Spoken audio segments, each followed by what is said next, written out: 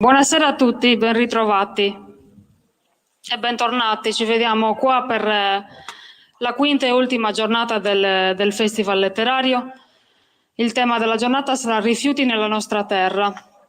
Tra i nostri ospiti avremo l'onore di incontrare Antonio Cano, coordinato da Elisa Carboni, che presenterà il libro Il mondo in un carrello. Seguirà poi l'incontro con Francesco Sottile, coordinato dal presidente dell'Associazione Internazionale Città della Terra Cruda, Walter Secci. Poi seguirà per l'ultimo incontro della giornata e anche dell'intero festival l'incontro con Giannoccio Pucci, coordinato da Alessio Onnis. Ora, prima di sentire cosa avrà da raccontarci il nostro primo ospite, lascio la parola a Stefano Giaccone, che ci accoglierà con uno dei tre brani. Buonasera e buon ascolto. Buon pomeriggio, grazie per l'invito. Questa è la terza volta che partecipo a questa manifestazione a cui sono molto affezionato. Il mio intervento, che sarà una canzone prima di ogni presentazione di libro, si chiama Il colore del vento, perché ho messo insieme i titoli delle due canzoni che saranno in inglese, che suonerò. L'ultima canzone invece sarà in italiano. Prima di iniziare, una brevissima presentazione un po' dell'idea. L'idea in realtà è di Giuseppe Manias, che mi ha chiesto di intervenire, cioè di partecipare scegliendo delle canzoni sul tema ovviamente di questa manifestazione.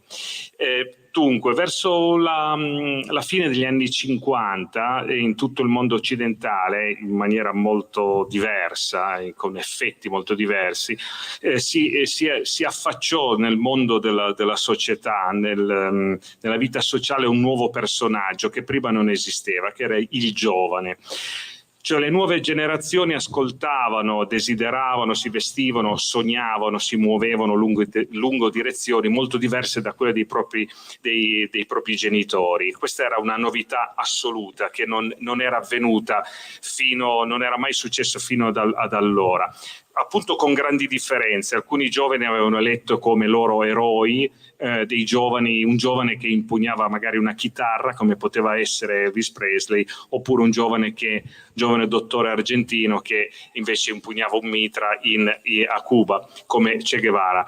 Ma i giovani cominciano a farsi crescere i capelli, come i Beatles, oppure soprattutto le ragazze seguivano queste cantanti che avevano due caratteristiche molto particolari. Uno, portavano i pantaloni, e seconda cosa, cantavano, si muovevano, diciamo, in quel mondo della canzone italiana da sole, e questo era come in quanto ragazze indipendenti, come per esempio Patti Bravo o Caterina Caselli. Questo è un fenomeno culturale, ma che in realtà è solo una parte del fenomeno, che in realtà è un gigantesco fenomeno economico, perché crea un enorme mercato, quello dei giovani. Nel declinare del colonialismo, questo nuovo mercato ha aperto veramente una nuova stagione sia nella comunicazione, ma anche appunto anche un po' nella mercificazione di certi ideali. Delle fonti ispiratrici, addirittura forse si può chiamare anche un po' il padre di tutto questo movimento, è stato la Beat Generation, cioè i Beat, quindi Jack Kerouac, Allen Ginsberg, Gregory Corso e un po' di altri. Il loro libro più famoso è sicuramente On the Road, quindi sulla strada, e questi loro cercavano, beat viene ovviamente il beat della musica, ma in realtà, come Jack Kerouac diceva, beat sta per beatitudine. Loro quello che cercavano era una ricerca di naturalità, una purezza di vita, cercavano una vita non contaminata dall'industria e dal consumismo, quindi un'ecologia della mente, del corpo e dell'anima.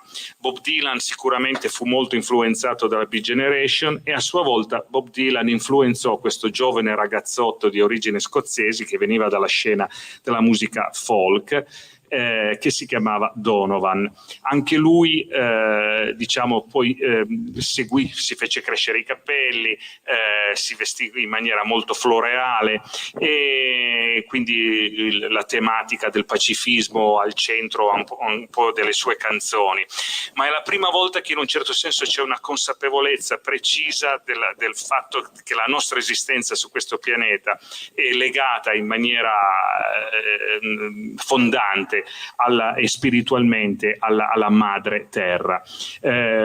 Blu è il colore del cielo quando ci alziamo, verde è il colore del grano brillante quando ci alziamo al mattino, e blu è il colore del grano brillante, è il colore che amo di più.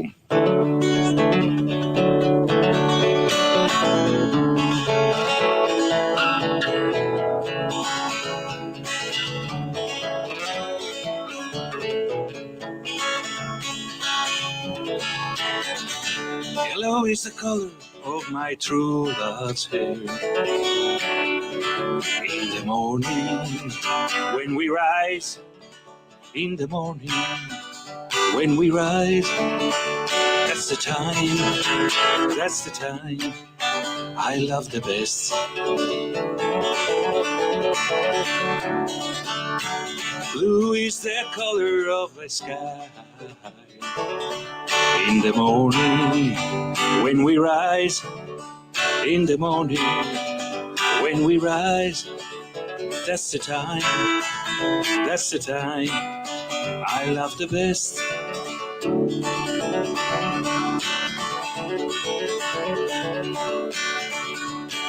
Green is the color of the sparkling corn. In the morning, when we rise, in the morning, when we rise, that's the time I love the best.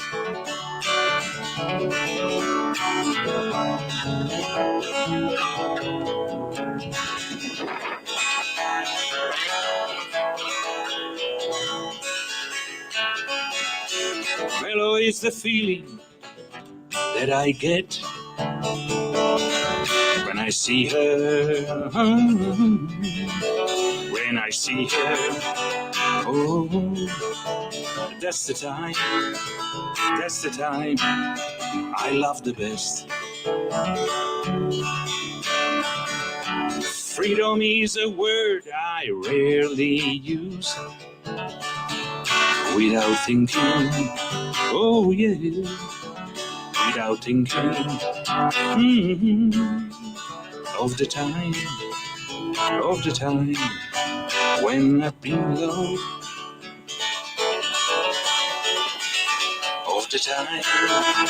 of the time when I've been loved.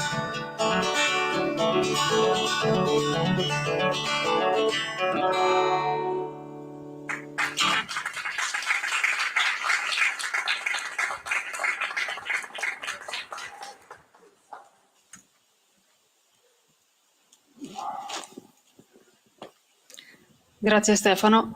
Ora inviterei a prendere la scena della serata il primo ospite Antonio Canu e la sua coordinatrice Elisa Carboni per la presentazione del libro Il mondo in un carrello. Inoltre un'informazione tecnica.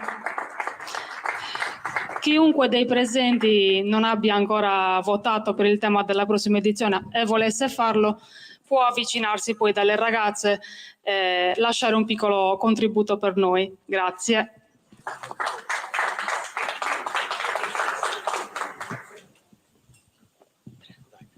Un po' di calore.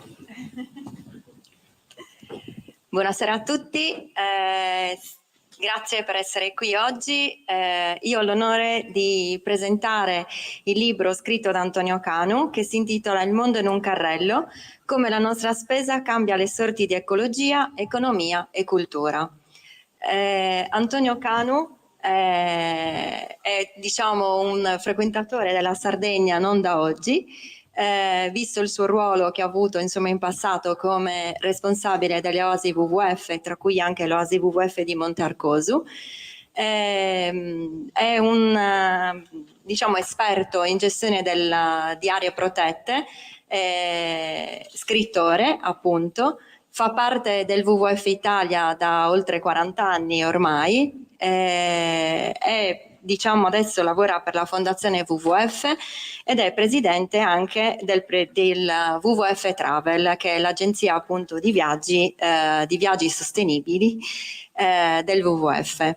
Ha tantissime esperienze ovviamente in campo ambientale, giornalista e scrittore. Ha scritto oltre questo libro anche altri libri: Lettera a mia figlia sulla terra, Roma è selvatica, Andare per parchi nazionali. Basta. Mi sembra abbastanza.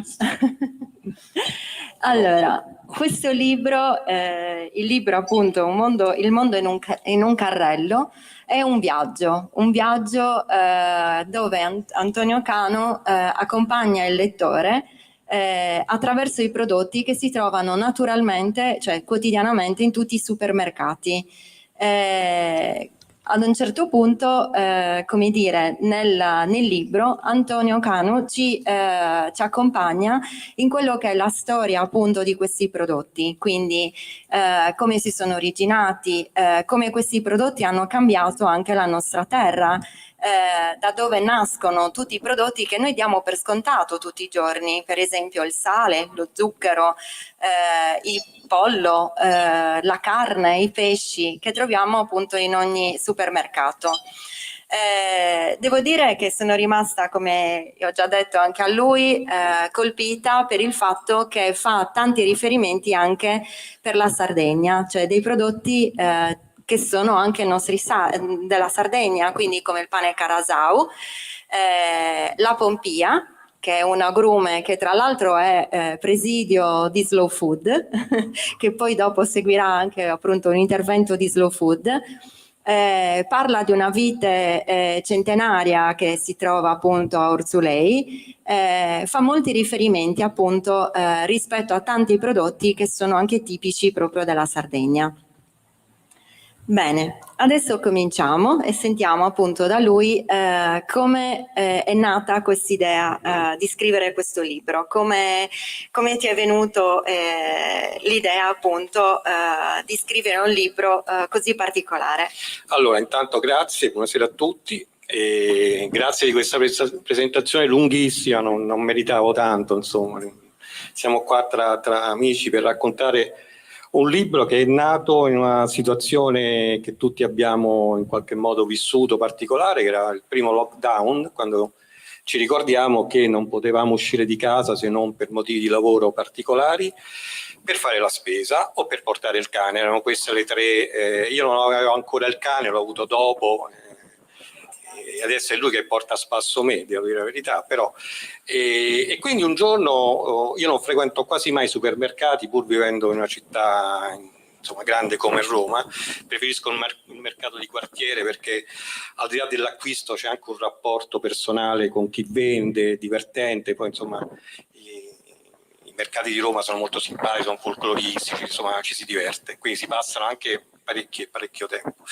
Però durante quel periodo effettivamente il tempo era tiranno, quindi bisognava trovare spazi minimi per portare a casa il massimo risultato. Ecco, questo era. E quindi io in fila un giorno, durante queste file lunghissime, dove vedevo anche delle situazioni anche insomma un po' imbarazzanti, anche con persone anziane che faticavano, però erano tutti rigidi, tutti in fila, tutti che dovevamo entrare, perché quello era in quel momento la situazione che stavamo vivendo.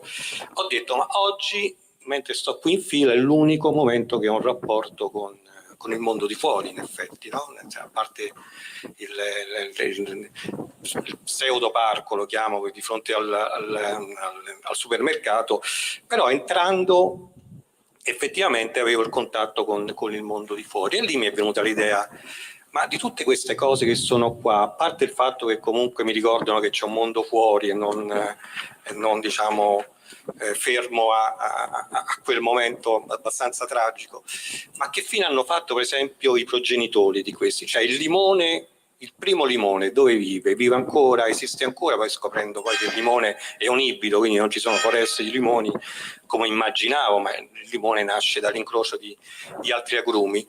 E così la patata, ma dove sta la patata originaria? Vive ancora? Ecco, questo chiaramente è anche un po', diciamo, il mio interesse per la biodiversità, per la vita selvatica, per la tutela della natura, e quindi ho fatto questo gancio, ho detto ma perché non lo raccontiamo?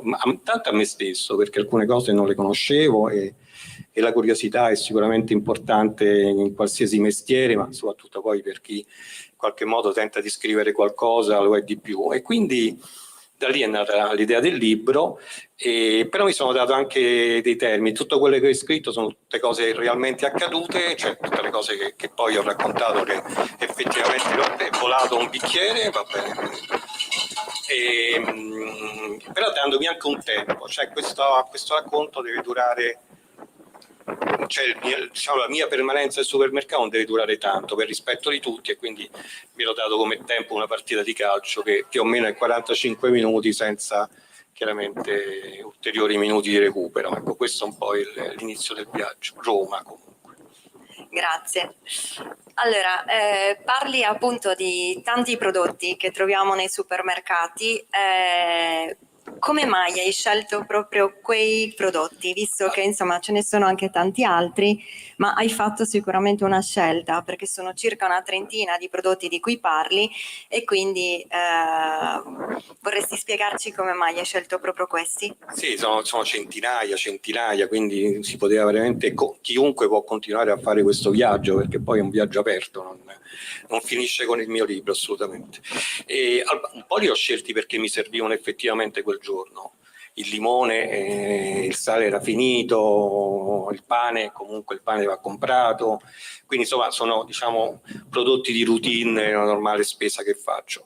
Altri mi davano un po' cioè volevo scoprirne un po', per esempio uno che mi aveva subito in qualche modo incuriosito era il mais, no? E che uno di solito il mais è un prodotto che si trova ormai ovunque e quant'altro, però volevo capire un attimo, quindi l'ho scelto anche per una storia, quella del mais, che è molto particolare ed è veramente uno degli esempi di come l'uomo ha manipolato poi in qualche modo non solo la pianta, ma tutto il percorso di questa pianta. Quindi insomma è un esempio chiaramente calzante. E poi anche altri, mi incuriosiva la vite, il vino, mi incuriosiva il sale, insomma. Quindi diciamo che la scelta è stata tra specie, quindi prodotti che mi servivano effettivamente per quei giorni di clausura che abbiamo vissuto, e altri invece che mi incuriosivano perché comunque mi riportavano, perché a quel punto insomma in cui l'appetito viene mangiando, all'inizio era la curiosità, che fine hanno fatto i progenitori, ma che storie hanno avuto queste piante, e quindi piano piano sono andato a cercare anche quelle che un po' sono, diciamo, nella storia del pianeta sono delle piante fondamentali, insomma, quindi cominciare dal frumento, che comunque ha cambiato effettivamente la storia del pianeta.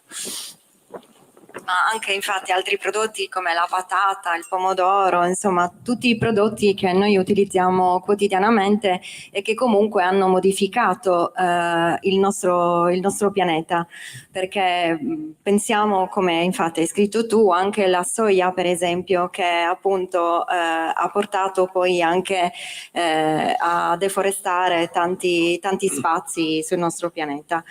Tra questi prodotti e questi racconti, in base alla tua esperienza, insomma, qual è stato quello che ha sorpreso di più?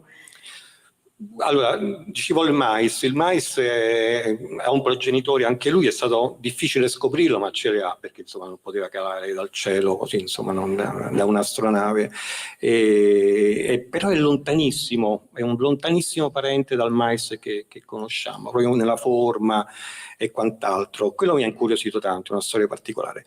Il frumento è un altro, il frumento nasce tra l'altro da due eventi che in teoria non dovevano neanche accadere, cioè l'incrocio tra due specie diverse non appartenenti allo stesso genere, cosa che in natura non avviene, eppure nel caso del frumento è avvenuto.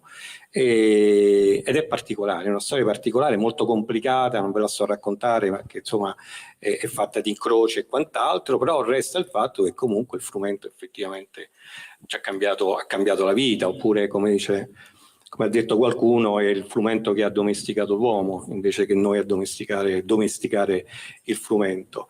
La storia del sale è anche interessante, il sale che comunque all'inizio veniva utilizzato per conservare i cibi, non certo per insaporirli, e il sale ha cambiato veramente la storia di molti paesi, si sono fatte guerre per il sale, ricordiamo il salario per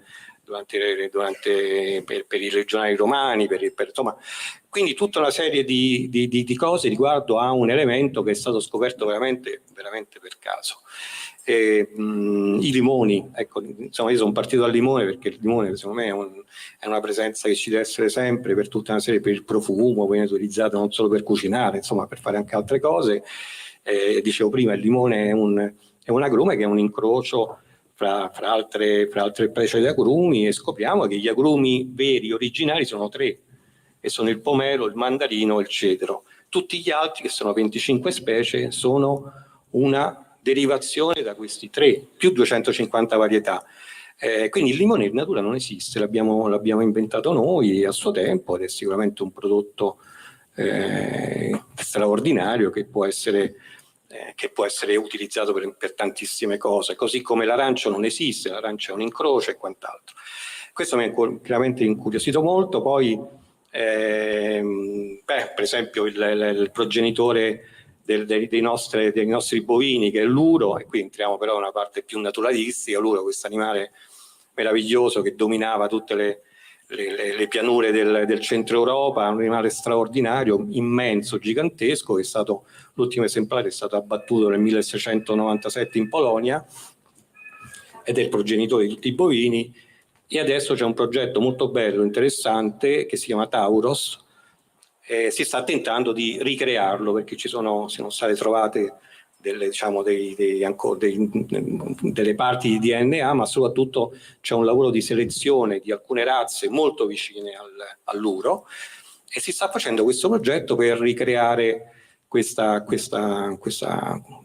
specie, insomma, un po' ricostruita, ma con un obiettivo molto importante, quello di in qualche modo ricreare anche l'ambiente tipico di quando l'uro era invece ancora un animale non dico abbondante, ma insomma presente nel centro Europa. Ed è un progetto molto bello. Io ho visto c'è un mio amico che sta facendo partecipa al progetto, è un progetto internazionale, e effettivamente questi animali che stanno selezionando effettivamente si avvicinano molto a questo gigante di carne e corna bellissimo. Ed è veramente un progetto affascinante. Chiaramente togliendo la parte un po' diciamo anche insomma meno bella del progetto, cioè il fatto comunque che noi dobbiamo ricreare una specie che si è estinta, che comunque, ma il progetto di ricreare quell'ambiente e far tornare alcuni animali che sono molto vicini a quelli che c'erano prima, secondo me è importante, perché rinaturalizzare è importante quanto tutelare, perché ci sono alcuni ambienti che veramente basterebbe poco per farli tornare ad essere in qualche modo, non dico in equilibrio, ma insomma potrebbero ridarci quegli spazi che abbiamo sottratto con la nostra presenza. E poi ce ne sono tanti altri, starei qua a raccontarne. Il merluzzo, il merluzzo va detto, perché il merluzzo ha cambiato veramente la storia.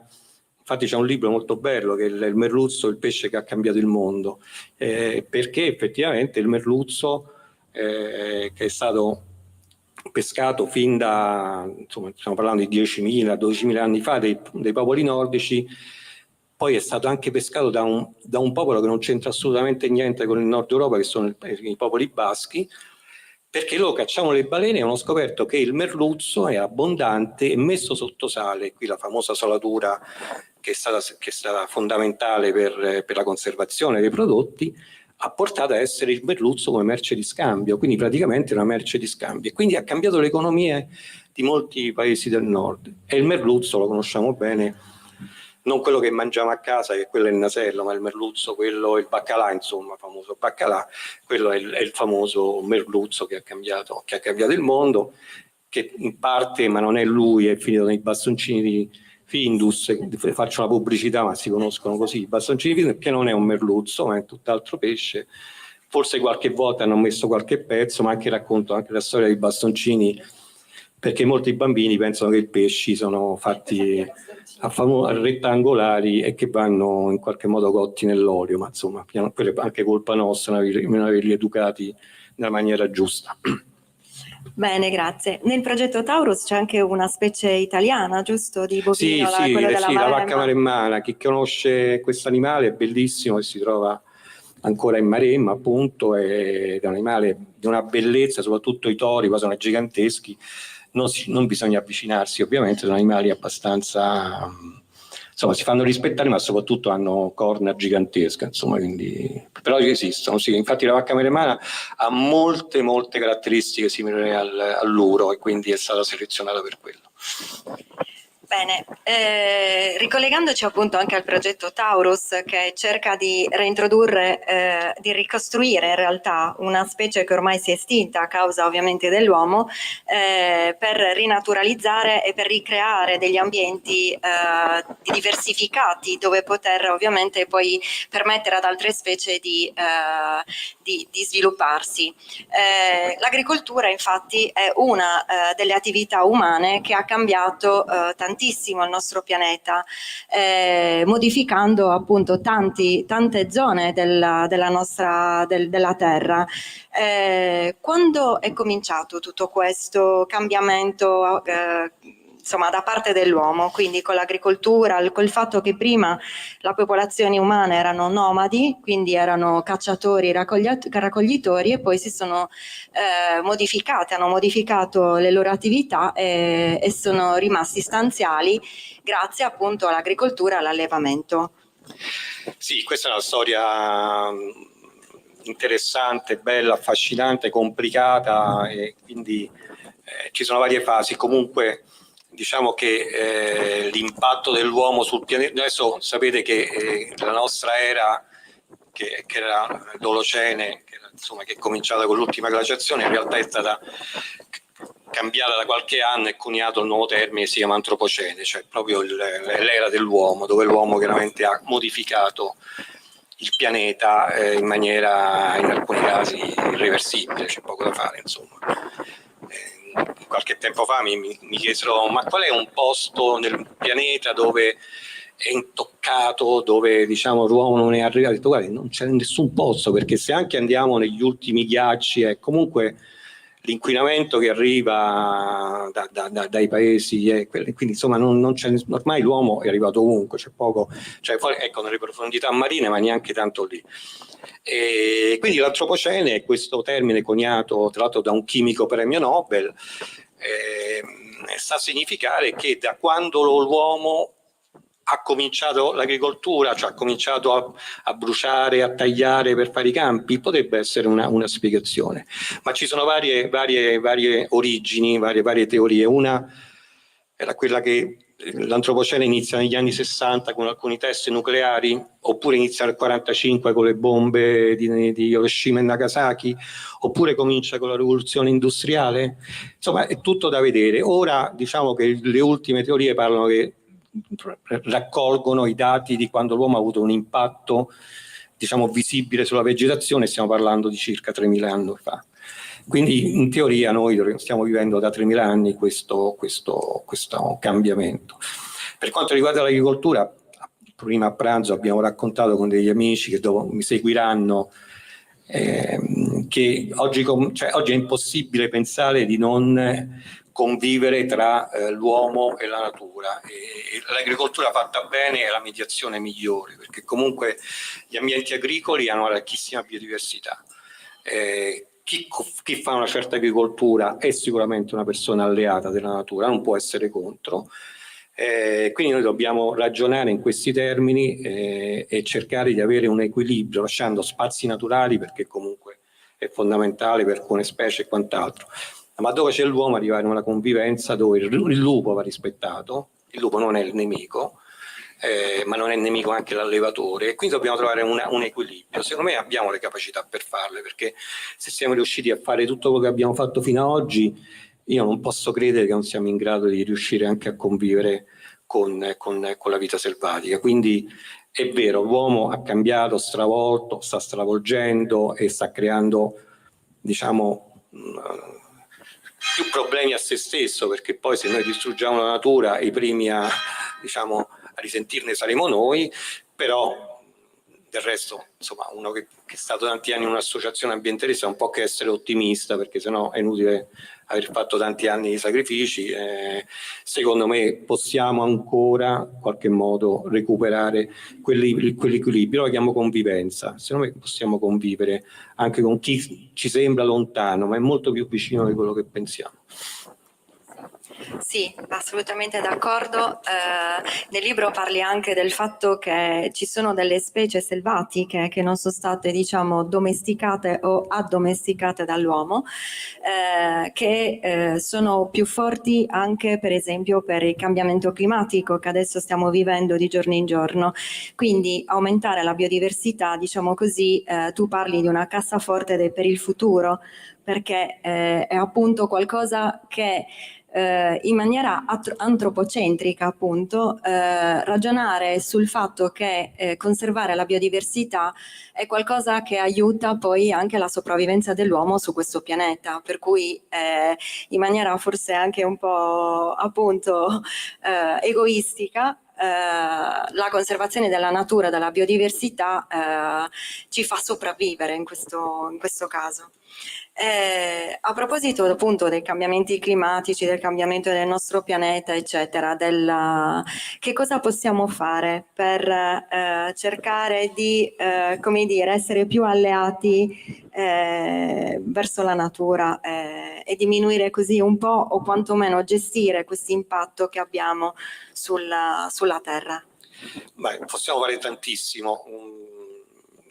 Anche facendo la spesa, perché anche andare a scegliere i prodotti, che cosa acquistare, è già una scelta, è già un modo per contribuire anche minimamente a cambiare un po', diciamo, diciamo, questo percorso che ci porta verso un futuro incerto, sicuramente meno diciamo, bello di quello che pensavamo. E quando, per esempio, facendo spesa, una cosa che faccio io è prendere sempre i prodotti locali, non chilometro zero, perché secondo me lì c'è uno slogan che si è ripetuto, ma insomma, però favorire i prodotti locali, prendere i prodotti stagionali, cioè prendere le fragole a dicembre, secondo me è un errore, perché comunque si alimenta un certo tipo di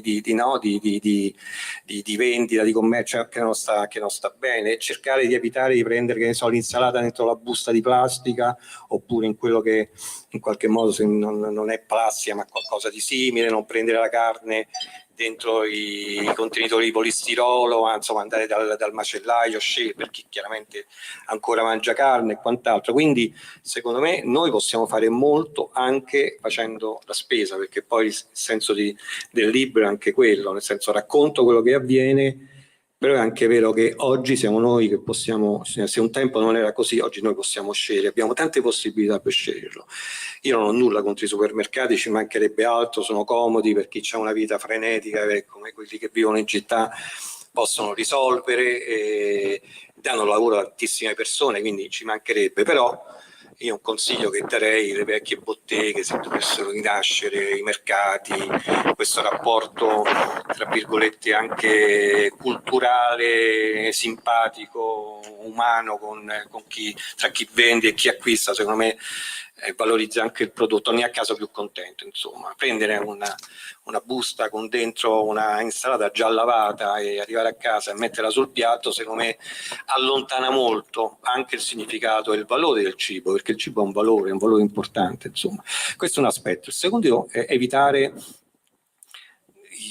i famosi, diciamo, sprechi che vengono fatti, perché comunque c'è uno spreco alimentare pazzesco, il 17% dei prodotti vengono buttati, quasi tutti in famiglia, quindi quindi è vero, capita anche a casa mia, noi che ci nascondiamo, vediamo che qualche prodotto è un po' ammaccato, un po' passato, oppure vediamo le scadenze, anche sulle scadenze stiamo attenti, non è vero che dopo, insomma, quindi perché buttare, continuare a buttare, insomma sono miliardi che se ne vanno, ma soprattutto di fronte a gente che magari ne avrebbe bisogno, ecco lì fare quindi anche attenzione alla spesa fatta, diciamo, non dico tutti i giorni perché insomma immagino che non sia possibile, però più frequentemente possibile, prendendo il giusto necessario senza farsi prendere dal... Infatti racconto che anche a me è capitato in questo percorso il pacchetto di patatine alla fine stava lì e mi richiamava, insomma, no? E cosa non fare, però alla fine è finito dentro il carrello pure lui,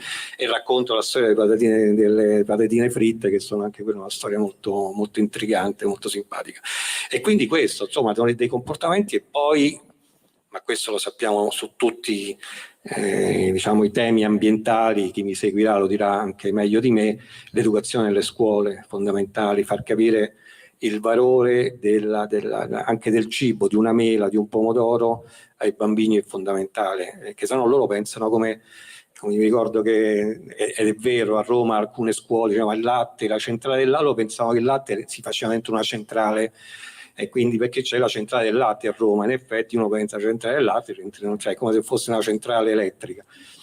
E invece fargli capire che comunque il latte che bevono non è un latte proprio, perché sono tutte mucche allevate dentro stalle, non vedono mai la luce, insomma fargli capire il valore effettivamente di quello che mangia e quanto sia importante che sia un prodotto naturale il più possibile. Quindi stare attenti agli sprechi, fare la spesa giusta, le dosi che siano quelle giuste, senza abbondare, prendere i prodotti locali, senza rinunciare a nulla.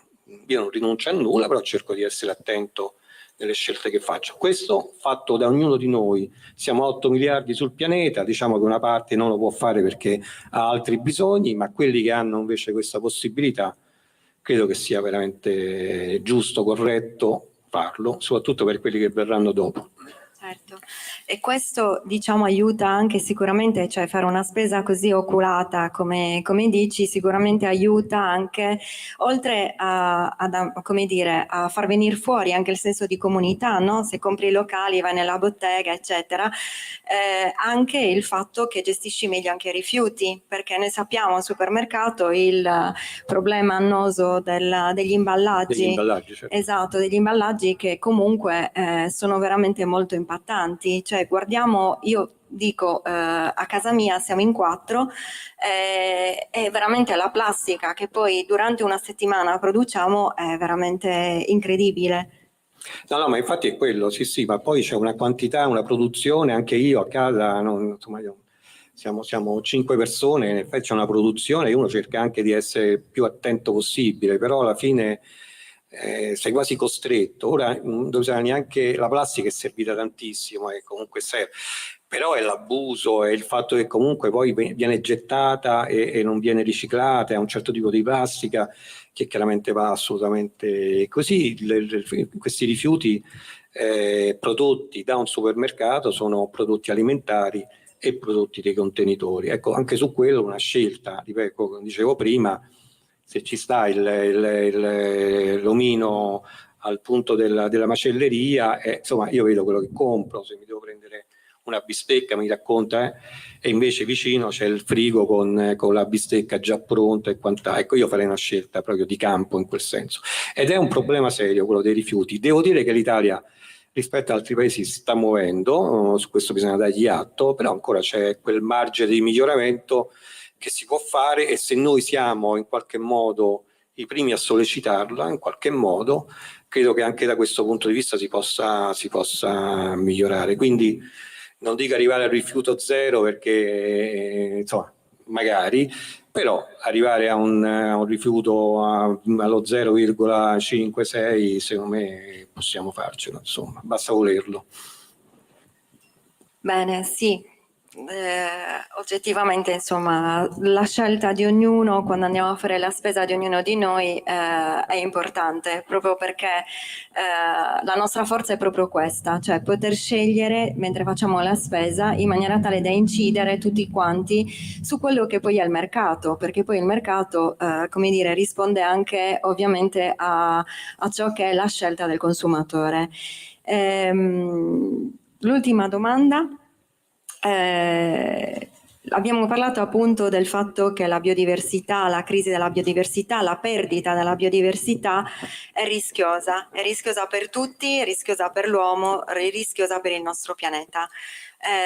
Vuoi parlarcene? Sì, velocemente, anche che ho visto l'orario, non vorrei che poi Giuseppe mi sgrida. Comanda lei? Allora non mi sgrida. No, allora sulla biodiversità sarebbe da... Ma poi chi mi seguirà sicuramente ne parlerà. Quindi, no, il problema della biodiversità è l'estinzione delle specie, che è drammatica. L'uomo sta provocando un'estinzione di specie dai 100.000 volte superiore a quello che accadrebbe in natura, perché in natura esistono le estinzioni. I dinosauri si sono estinti per un fatto naturale, non certo perché noi siamo arrivati molto dopo. Però dalle 100.000 volte, immaginate, mentre io sto parlando si sono estinte delle specie. L'estinzione delle specie, uno può dire vabbè, chi se ne frega, no,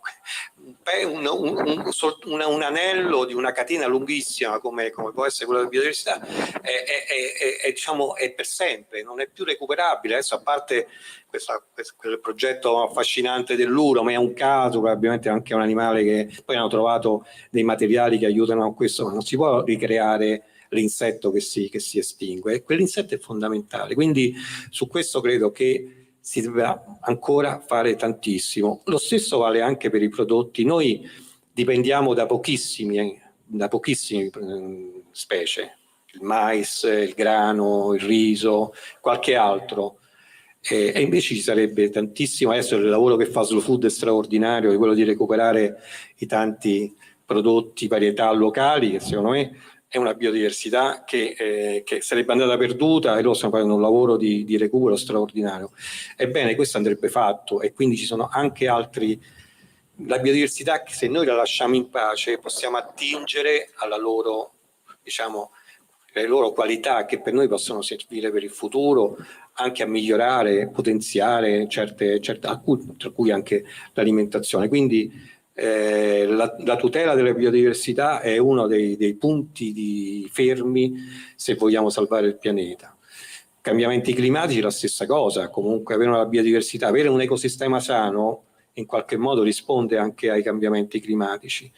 È chiaro che se invece abbiamo degli ecosistemi in qualche modo che abbiamo sottratto pezzi, oppure li abbiamo messi in una condizione che non possono rispondere alle sollecitazioni esterne, è evidente che poi non ci meravigliamo se ci sono alluvioni, se ci sono frane e quant'altro. Se abbiamo tagliato prima gli alberi è un po' difficile che poi il terreno da solo possa fare da spugna per assorbire l'acqua. Quindi la biodiversità è una di quelle cose che i bambini devono conoscere prima, la varietà della vita in tutte le sue forme, in tutti i suoi legami, in tutte le sue evoluzioni. Il patrimonio genetico di ognuno di noi ha un valore straordinario che va tutelato per la natura, perché ovviamente dal mio punto di vista è anche un approccio etico. Io non ho nessun diritto di estinguere o di contribuire a estinguere altre creature, ma anche per noi, perché se vengono meno dei pezzi abbiamo meno pezzi noi per avere un futuro. Sì, grazie. Infatti nel libro tu parli delle api, del rischio che si ha appunto con l'eventuale estinzione delle api e di tutti gli insetti impollinatori. Sarebbe drammatico. Sì, sarebbe drammatico, perché in realtà, come scrivi giustamente tu, se sparissero tutti gli insetti impollinatori, noi non avremmo più cibo in tavola. Giusto per capire l'importanza anche solo di gli insetti impollinatori. Io ti ringrazio, è stato un bellissimo viaggio la lettura del tuo libro, consiglio a tutti di leggerlo perché è veramente molto interessante. e mi auguro che col nostro comportamento e col nostro carrello della spesa da oggi in poi o comunque riusciremo a fare delle scelte più oculate per la salvaguardia della biodiversità. Grazie.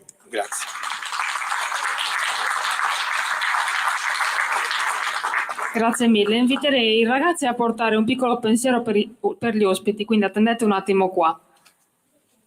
Ma perché state tutti da questa parte? Ma non capivo. Ah, per quello.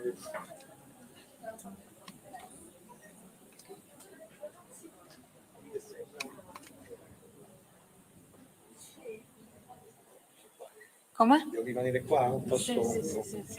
Un piccolo pensiero. Prego. Vedi la plastica? Vedi la plastica? Grazie.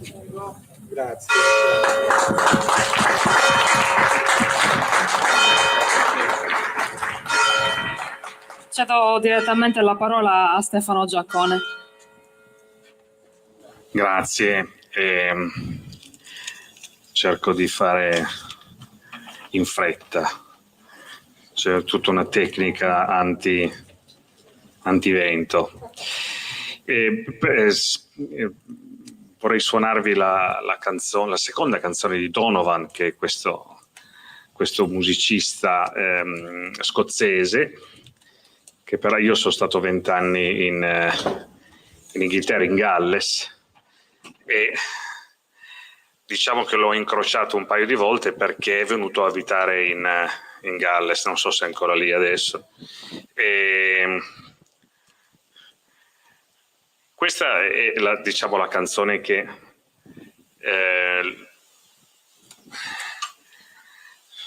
in realtà l'ho fatto diventare famoso. Esiste anche una versione in italiano di questa canzone, ed è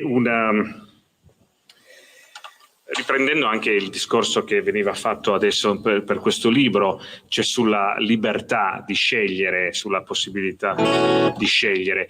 E quindi la parola libertà è fondamentale e centrale nella canzone Colors, che ho suonato prima, e anche in questa canzone Donovan è consapevole che questo viaggio interiore, ma anche spaziale, cioè geografico, che inizia, diciamo, che in qualche maniera è parallelo a questa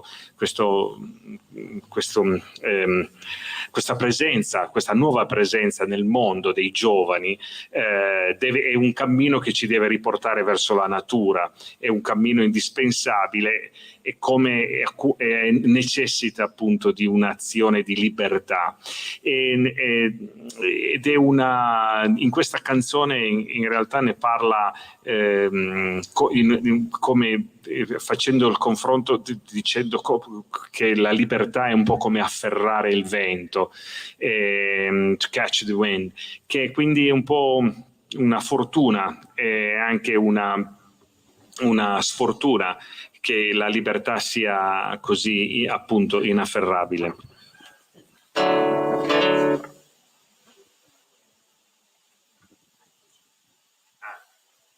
Ma non so cosa fa.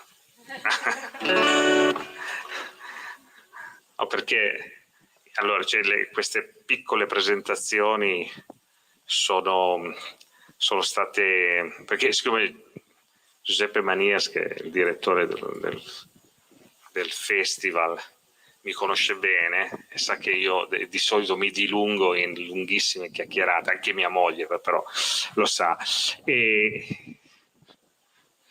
quindi mi è stato detto cerca di stringere, quindi adesso non no, in realtà vi suono queste due canzoni. È stato Giuseppe in realtà a propormi Donovan, che è un cantautore un po' dimenticato, che però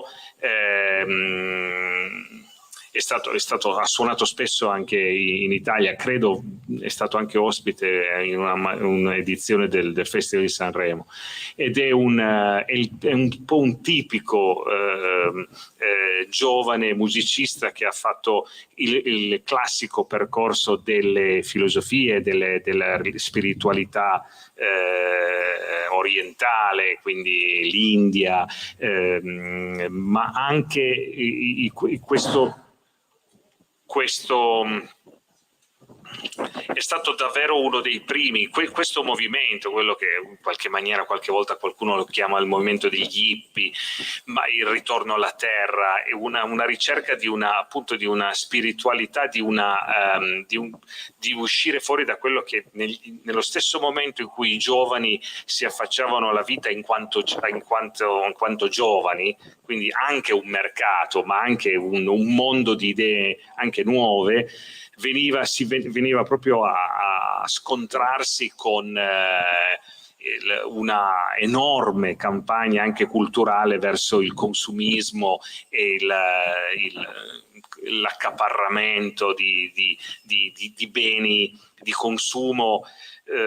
Forse oggi siamo andati anche al di là di questo, nel senso che forse oggi neanche ci pensiamo più, e forse le giovani generazioni forse hanno anche dei grossi problemi a trovare dei riferimenti anche proprio nelle canzoni, per cercare magari di ragionare sul fatto che cambiare il telefonino tutti gli anni, ogni 6 mesi, può essere una cosa che ti fa stare bene con i tuoi pari, cioè con i giovani che hai attorno, ma che in realtà magari ti allontana un po' da una socialità di tipo reale, non attraverso appunto il telefonino,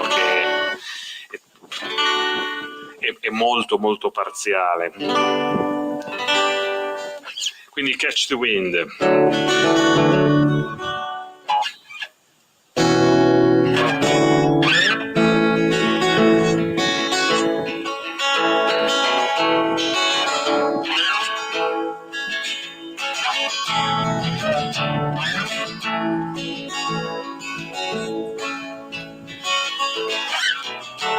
Chilly hours and minutes of uncertainty, I wanna be in the warm hold of your loving mind, to feel you all around me and to take your hand along the sand. But I may as well try and catch the wind.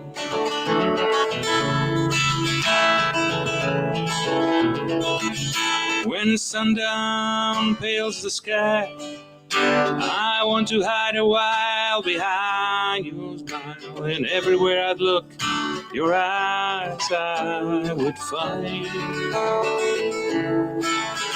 For me to love you now would be the sweetest thing, it would make me sing. But I may as well try and catch the wind.